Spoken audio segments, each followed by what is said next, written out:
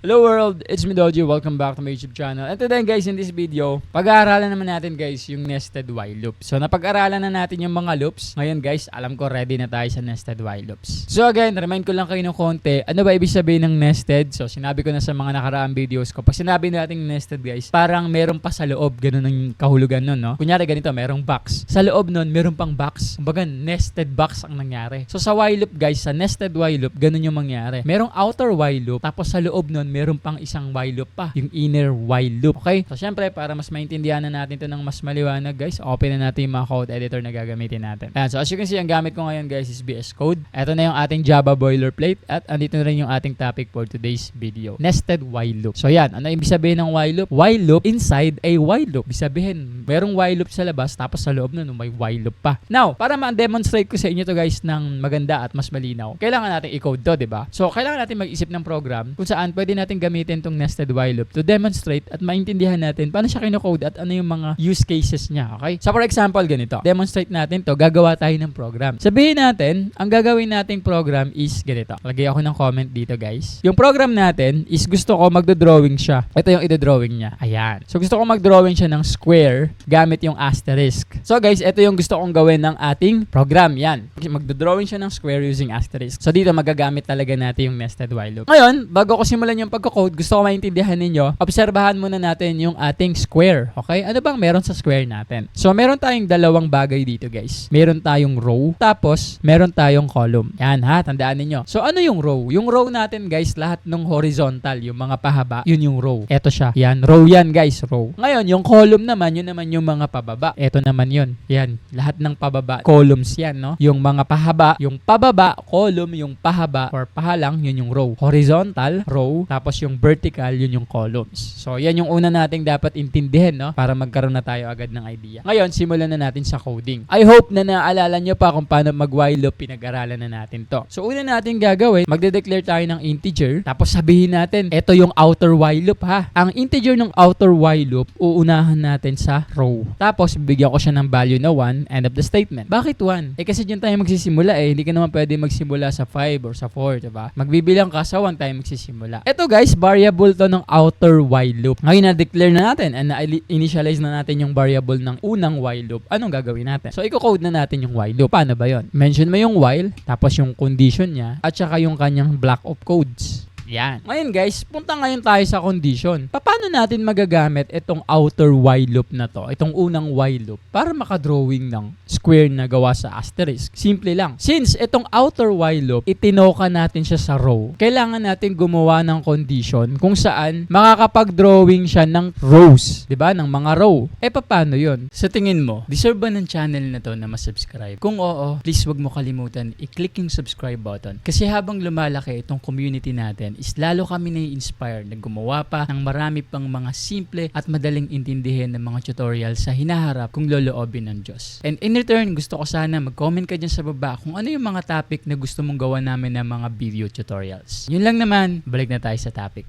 Bilangin natin ilan yung row. So, as you can see guys, so makikita ninyo dito sa drawing natin, meron tayong tatlong row dito. 1, 2, 3. Yan, nakita ninyo, meron tayong tatlong row. 1, 2, 3. So, ibig sabihin, kung yung unang while loop ang toka sa row, tapos meron tayong tatlong row, gusto natin na makagawa yung while loop na to ng tatlong row. Diba? Ng tatlong drawing na row. Therefore, ang gagawin natin condition sa kanya is kailangan mag-true ng tatlong beses. Diba? So, paano natin gagawin yung true na tatlong beses na condition? Simple lang guys. So, mention mo yung variable. Kapag kasi row, na currently may value na 1 yan, kapag siya ay less than or equal sa 3, magtutrue yung condition. So, in this kind of condition, guys, magkakaroon tayo ng tatlong true. Yung unang run, 1, yes, less than sa 3. Kalawang run, magiging 2 yan, mag-i-increment. Paano? Dadagdagan natin, i-increment natin yung row, diba? Kalawang run, 2. Ikatlong run, 3. Hindi na siya less than, pero equal pa din. So, nakatatlong true na tayo. Sa ika-4, 4 na yung value niya, magpo-false na. Doon na mag-i-stop yung program. Pero, na-hit na natin yung goal natin na makagawa ng tatlong row. So, nagagets ninyo, ito yung unang while loop. Ngayon, anong gagawin natin dyan, guys? So, sa block of code nito, or sa loob ng unang while loop, lagay na natin, guys, yung increment. Kumbaga, 0, kada maglo-loop, dadagdagan natin ng isa. Tapos, end of the statement. Lagay na natin siya kasi kailangan naman talaga natin yan Kasi nga, di ba, alam natin, pag hindi natin yan in-increment, laging true. Hindi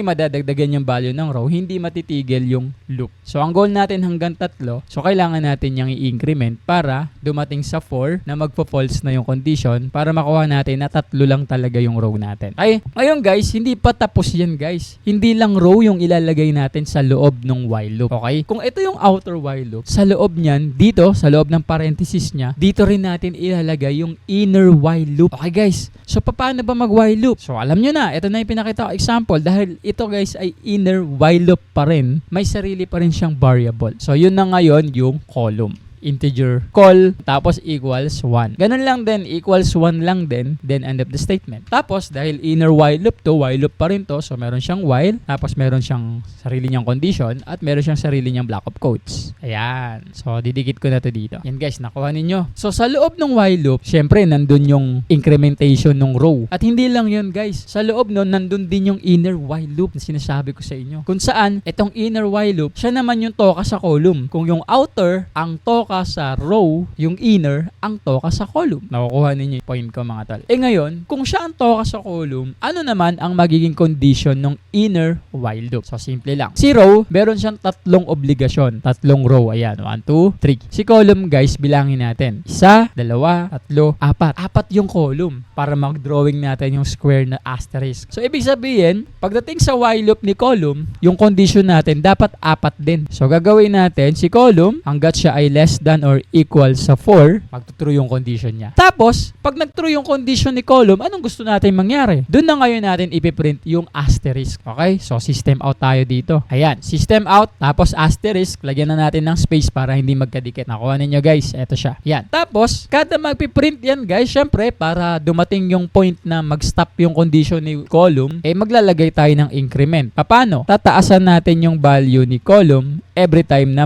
magluloop siya or mag-iterate. Kasi pag hindi nga natin tinaasan, hindi titigil yung while loop, diba? So para ma-hit natin yung goal natin na 4 na column lang, kailangan natin taasan every loop para mag-false yung condition pagdating sa panlima. Nakukuha ninyo guys. So ngayon, para mas maintindihan natin to, subukan nating paandarin sa isip natin. Tandaan ninyo, ito yung goal natin ha. So buburahin ko na siya. Ang goal natin, makapag-drawing tayo ng asterisk or square na gawa sa asterisk. Okay? So sabihin natin, ito na, nirun na ngayon natin yung program natin, no? Pag run natin, unang magra-run yung outer while loop. Pag run ng outer while loop, check niya ngayon yung condition. 0, ang value niya is 1. Less than ba siya sa 3? True. True na agad. O, ibig sabihin, mag-execute yung nasa loob, yung block of code niya. Ang unang mangyayari, meron na namang while loop. Ito yung unang magpiprint. Okay, ito yung unang mag-execute, kumbaga. So, sa unang row natin, true na agad yung makukuha natin. Diba? True. Tapos, mag-execute na ngayon ulit yung inner while loop kasi nag-true eh. Ano ba nakalagay sa inner while loop? Merong integer. Column naman ngayon. Value niya is 1. Check natin yung condition. Si column ba na may value na 1? Siya ba ay less than 4? True.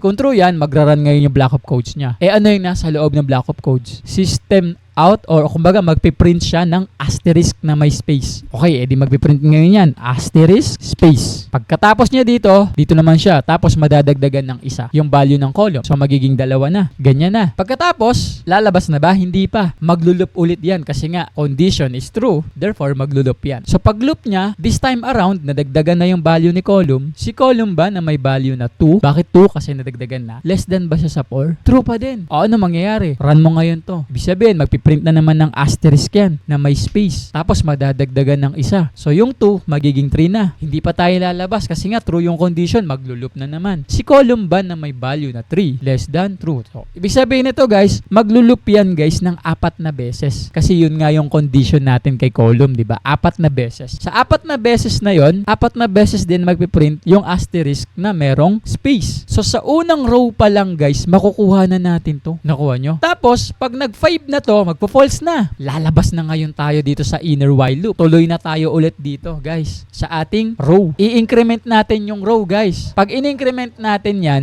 yung row 1, madadagdagan ngayon ng isang value, so magiging 2 na. Sabi sabihin, magkakaroon pa tayo ng second row. Okay guys, di lalabas ngayon tayo mga tol ng inner while loop. Paglabas natin, gusto natin na yung next row nandito na sa next line. Diba? Kasi yung next row dito na yung mapupunta. Gusto natin dito na siya para makapag-drawing tayo ng square. Ibig sabihin, ngayon, bago natin siya i-increment, ibaba muna natin. Paano natin ibababa? Yung row. So, syempre, magsi-system out tayo dito. Diba? Tanggalin natin to. Ganyan lang ilagay ninyo. Tapos, print line. Lagyan ninyo ng LN. Kasi yung LN, ibig sabihin nun, next line. So, pag nilagay mo yung next line, bababa ngayon siya dito. Pagbaba niya, saka ngayon natin itutuloy yung ikalawang row. Diba? Kasi sa unang loop natin, 1 pa lang yung value niya, diba? So, ngayon, natapos yung unang column, eto na, asterisk, labas na tayo ng inner while loop, punta na ngayon tayo ulit dito, binaba natin, nag-system out print line tayo, so next line tayo dito, tapos increment natin yung row, yung unang run, row 1, ngayon magiging value niya na is 2, tapos while loop na naman tayo, si row ba na may value na 2, siya ba ay less than 3? True, true, eto, di another while loop na naman, 4 na beses na asterisk na naman yan mga tol, nakuha ninyo, hanggang sa makuha natin yung ganitong output guys, okay, yung asterisk or yung square na gawa sa asterisk. So, ganyan natin ginagamit yung nested while loop natin. Ngayon, para mapatunayan ko sa inyo na ito nga yung magiging output natin. Subukan natin siya i-run, no? Malay mo, nagsisinungaling ng pala ako dito. So, guys, alam ko kung gaano kahirap mag-aral sa mga tutorial videos kasi kailangan ko pang mag-backward, forward. Kaya naman, guys, gumawa ako ng PDF notes kung saan doon na nakalagay lahat ng list of topics, definitions, code example, at saka mga code explanations. In fact, guys, mas marami pa siyang lamang impormasyon kumpara sa mga tutorial videos natin. And doon ko din nilagay, guys, yung mga link na mga unlisted tutorial videos. Pag sinabi nating unlisted, ito yung mga tutorial videos guys na hindi naka-public pero pwede mo mapanood kapag ka meron kang link which is nandun nga sa PDF. And napakahalaga rin guys na meron tayong notes kasi kapag ka magpa-practice na tayo mag-code, hindi na natin kailangan pang manood ulit ng mga videos kasi meron na tayong binabasa at tinitignan. So if you're going to ask me, is it worth it? Of course guys, it's worth it kasi mapapakinabangan mo to sa pagpa-practice at pag-aaral mo ng coding. So if you are interested guys, andyan yung link sa description sa baba. Back to the topic. Tara natin. Oh, ayan mga tol. As you can see, nakuha natin yung square na gawa sa asterisk. So, sana naintindihan ninyo kung paano natin ina-operate yung nested while loop. Medyo mahirap talaga to guys i-explain. So, kailangan nyo talagang intindihan ng maigi.